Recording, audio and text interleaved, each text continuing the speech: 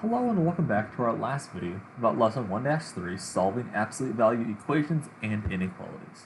In today's video specifically, we're going to be tackling how to solve and graph on a number line the solution to an inequality. Now, if it's been some time for you, maybe you need a little bit of a reminder. An inequality is these less than or greater than signs, or less than equal to, greater than equal to signs. These are the inequality symbols that we're going to be working with. Now, to work with inequalities, we're going to sort of approach it to start with our first problem. We're going to approach it from the point of view to considering if it was an equal sign, how do we handle it, and then how is it different when we have an absolute value sign. So looking at the first problem, we have the absolute value of 2x plus 3 plus 1 is greater than 6. Let us first consider how we would handle this if it was an equal sign. So if this were an equal sign, how will we solve this problem? Well, first step, we would subtract the 1 from both sides. Absolute value of 2, hitting some buttons. Absolute value of 2x, my color is consistent. 2x plus 3 equals 5.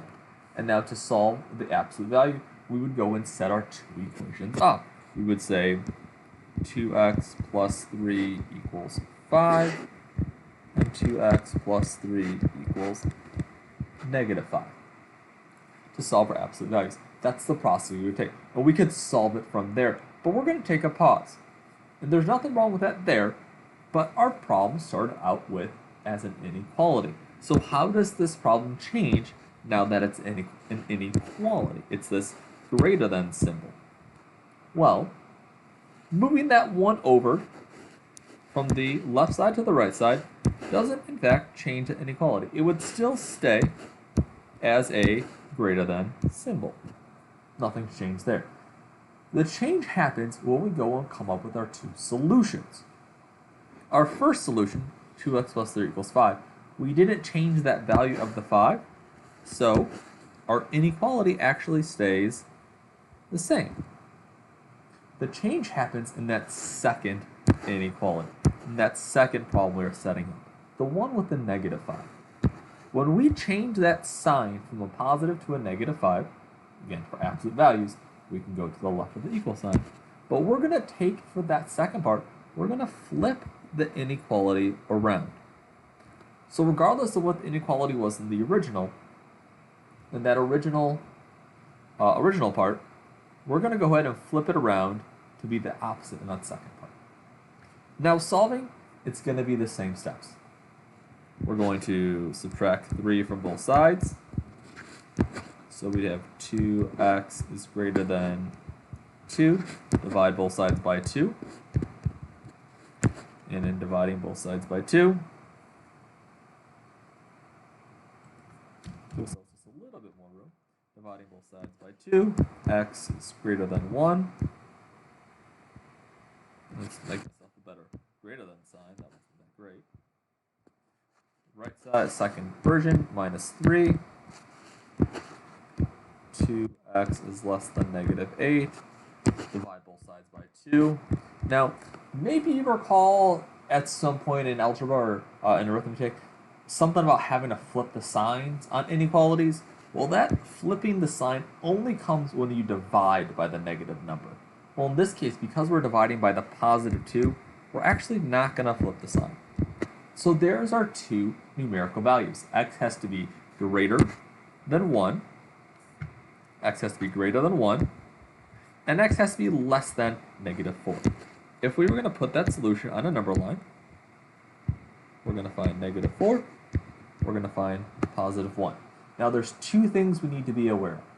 Which direction we're going to draw our line, and are we going to have our dots, our marks, going to be open or closed. Now I put a little bit of a cheat on the top of this screen. You may want to copy it down.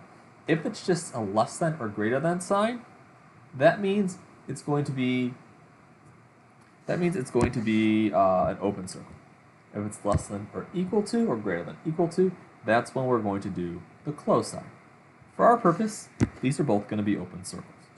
So x greater than 1, I'm going to put an open circle at 1. And we're going to draw a line such that it goes to the right, because that's where numbers greater than 1 are.